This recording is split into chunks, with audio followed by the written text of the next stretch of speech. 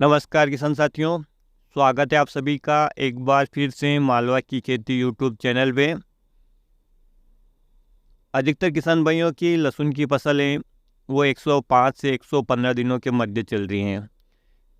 कुछ किसान भाइयों के कमेंट आए थे कि सर हमारी जो लहसुन की फसल है उसमें आखिरी पत्ती निकल चुकी हैं और एंटीना रूपी जो भी आखिरी पत्ती आती हैं वो निकल चुकी हैं, लेकिन नीचे अभी तक लहसुन का कंद नहीं बना है। तो इसका क्या कारण है और कैसे क्या उपाय करके हम अपनी फसल में जो लहसुन का जो कंद है वो जल्दी से विकसित कर सके, अच्छा बना सके, तो कुछ जानकारी आप दीजिए। तो किसान साथियों, ये वीडियो उन्हीं किसान भाइयों के लिए समर्पित है और मैं अपने हिसाब से बता रहा हूँ किसान साथियों। हो सकता हो आप इसमें एग्री हो या ना हो, लेकिन मैं अपने हिसाब से आपको जानकारी देने की कोशिश कर रहा हूँ। उम्मीद करूँगा कि आपको पसंद आएगी। किसान साथियों, जैसा आपको भी पता है कि इस वर्ष का मौसम है वो आप चाहे शुरुआत से देखिए, बारिश के सीज़न से देखिए या भी जो रबी की सीज़न है इसमें भी देखिए, आपको काफ़ी डिफरेंस अंतर हर वर्ष से इसमें देखने को मिल रहा है। शायद ये एल नीनो का प्रभाव है और जो कि मार्च अप्रैल तक रहेगा, उसके बाद सामान्य मौसम होने की पूरी की पूरी संभावना है। और अभी आप अपनी फसल में देख पा रहे होंगे कि इस वर्ष काफ़ी ज़्यादा स्प्रे हुए हैं, काफ़ी ज़्यादा रोगों का अटैक हुआ है सभी प्रकार की फसलों में, ना कि लहसुन की फसल में। अफीम की फसल हो, चाहे जीरा की फसल हो, धनिया की फसल हो, गेहूं में भी न तो अच्छा खासा फुटा हुआ है और जो भी फसल है उसमें आपको फल फूल की संख्या भी कम दिख रही होगी। किसान साथियों, इसका मुख्य रीज़न है मौसम। और लहसुन की फसल की बात करें किसान साथियों, लहसुन की फसल भी एक सेंसिटिव फसल है, यानी ये मौसम के प्रति काफ़ी सेंसिटिव हैं और थोड़ा सा भी मौसम में उतार चढ़ाव होता है तो इसमें रोगों का भी अटैक हो जाता है, फसल में बिना रोगों के भी पीलापन आने लगता है। तो इस प्रकार की समस्याएं आपको देखने को मिलती हैं। हमने सभी कुछ खाद दिया, सभी प्रकार की दवाइयों का छिड़काव किया, समय पे उसकी सिंचाई भी की, लहसुन की आखिरी पत्ती आ गई, लेकिन लहसुन का कंद का विकास क्यों नहीं हुआ? तो किसान साथियों, जैसा कि मैंने अभी आपको बताया है कि जो क्लाइमेट है जिसके कारण आपकी जो फसल है पूरी तरह से स्ट्रेस में है या एक प्रकार का उसे तनाव है। मौसम में अचानक परिवर्तन, अत्यधिक मात्रा में रोगों का लगना और इस समय तो थ्रिप्स की भी समस्या है। तो इसे 2 से 3 प्रकार से स्ट्रेस मिल रहा है, तनाव मिल रहा है। और तनाव के कारण कितनी दुविधा हो सकती है आपके लहसुन के कंद को बढ़ावा देने के लिए, मैं आपको एक उदाहरण के द्वारा समझा देता हूँ कि जिस प्रकार से एक स्वस्थ मनुष्य अच्छा खाता पीता है, लेकिन यदि उसे कोई टेंशन है तो न तो उसकी कार्य शक्ति रहती है, न ही वो स्वस्थ रहता है, यानी वो बीमार बीमार सा लगता है, न तो उसे काम करने का जी मन करता है, न खाने का मन करता है और न ही उसे खाया पिया लगता है। तो ठीक इसी प्रकार की स्थिति अभी हमारी फसल की है और अब हमें इसे तनाव से बाहर निकालना है। तो तनाव से बाहर निकालने के लिए आप इसे गोली दवाई तो दे नहीं सकते, इसमें कुछ ऐसे पदार्थों का प्रयोग करना है या ऐसे न्यूट्रिशन का प्रयोग करना है आपको अपनी फसल में इस कंडीशन में कि इस पौधे का तनाव दूर हो और पौधे को मौसम संबंधी और जो भी जैविक अजैविक तनाव को दूर करने के लिए जिस न्यूट्रिशन की सबसे ज़्यादा ज़रूरत होती है वो होता है पोटास। आपने पोटास का प्रयोग बुआई के समय किया होगा, टॉप ड्रेसिंग में भी किया होगा, 0050 का भी आपने स्प्रे किया होगा, लेकिन फिर भी आपको रिजल्ट नहीं मिले। किसान साथियों, दवाइयों का रिजल्ट सही समय पर सही मात्रा में सही तरीके से देने से मिलता है और वो भी डिपेंड करता है कि उस वक्त मौसम कैसा था। और आज का जो मैं आपको कुछ 1 से 2 दवाइयों के नाम बता रहा हूँ किसान साथियों, और इनका प्रयोग करके आप अपने पौधे को स्ट्रेस दूर कर सकते हैं, क्योंकि ये पोटेशियम युक्त जो टेक्निकल हैं इनका प्रयोग कर सकते हैं। और आपने 0050 का प्रयोग नहीं किया है तो भी आप इनका प्रयोग कर सकते हैं। और यदि आपने उसका प्रयोग कर लिया है फिर भी आपको लहसुन के कंद के साइज़ में बढ़ोतरी नहीं देखने को मिली है तो भी आप इनका प्रयोग कर सकते हैं। चाहे तो आप थोड़ा प्रैक्टिकल के रूप में भी इनका प्रयोग कर सकते हैं, पूरी फसल में ना करके। तो किसान साथियों, जो पहला जो टेक्निकल है वो पोटेशियम युक्त टेक्निकल हैं और मैंने आपको पिछले भी एक वीडियो में बताया था कि एफएमसी कंपनी का जो लेजेंड आता है एक प्रोडक्ट है। पोटेशियम अधिकतम इसमें 20% की मात्रा में होता है, थोड़ी बहुत मात्रा में इसमें सल्फर भी होता है।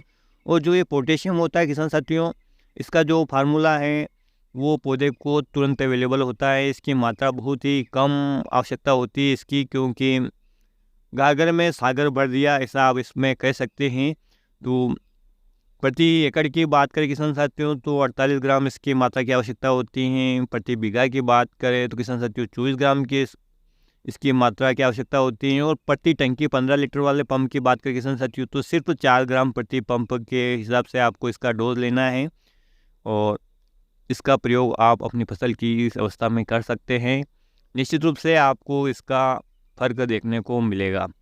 मैं ये नहीं कहता कि आप इतना महंगा प्रोडक्ट हैं या सस्ता है तो काम करेगा कि नहीं करेगा, अपनी कम मात्रा में करेगा कि नहीं करेगा। तो किसान साथियों आपके शरीर के हिसाब से, वजन के हिसाब से ही आपको कोई भी मेडिसिन दी जाती है। तो ठीक इसी प्रकार से ये आपकी फसल के लिए एक मेडिसिन है और इसके स्ट्रेस को दूर करेगी। तो निश्चित रूप से जब पौधा स्ट्रेस से बाहर आएगा तो वो अपनी सही गतिविधियाँ सही तरीके से पूरी कर पाएगा। किसान साथियों दूसरे जो टेक्निकल की बात कर रहे हैं ओमेक्स कंपनी का है और सिक्वेंटल 2 के नाम से इसे जाना जाता है और इसमें भी पोटेशियम अधिक मात्रा में, हालांकि यह एक माइक्रोन्यूट्रेंट और जो भी पोषक तत्व 17 से 18 प्रकार के आपकी फसल को चाहिए सब इसमें मिक्स है। लेकिन जो इसका जो डोज है किसान साथियों वो 2 ml प्रति लीटर पानी के हिसाब से लिया जाता है और इसमें पोटेशियम अत्यधिक मात्रा में है और ये भी तुरंत अवेलेबल होने वाला प्रोडक्ट है।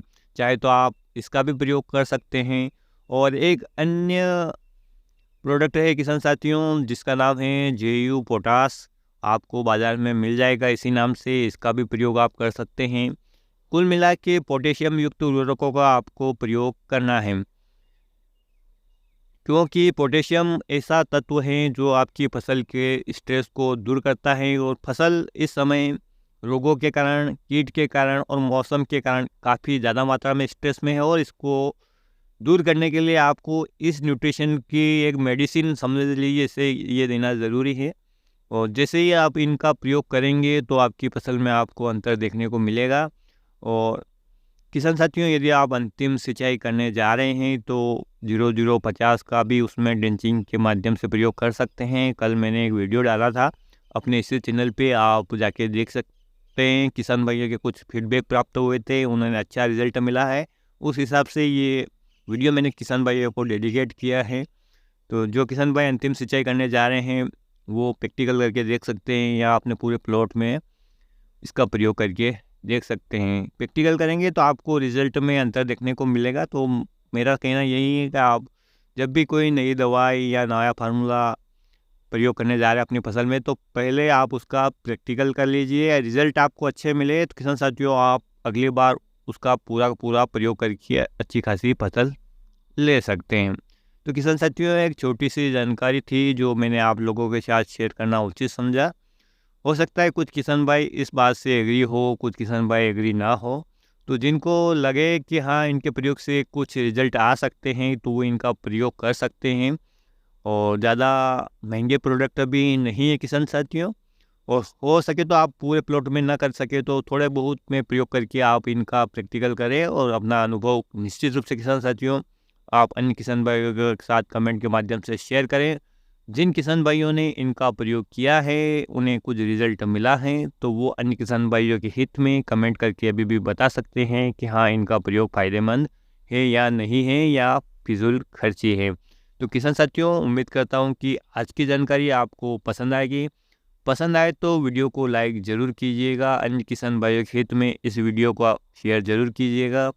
फिर मिलते हैं एक नए वीडियो में एक नई जानकारी के साथ। तब तक के लिए किसान साथियों ख्याल रखिएगा आप अपना, अपने परिवार का, अपने पशुधन का और अपनी फसलों का। आपकी फसल अच्छी हो, इन्हीं शुभकामनाओं के साथ आज का वीडियो समाप्त करते हैं। जय हिंद, जय जवान, जय किसान।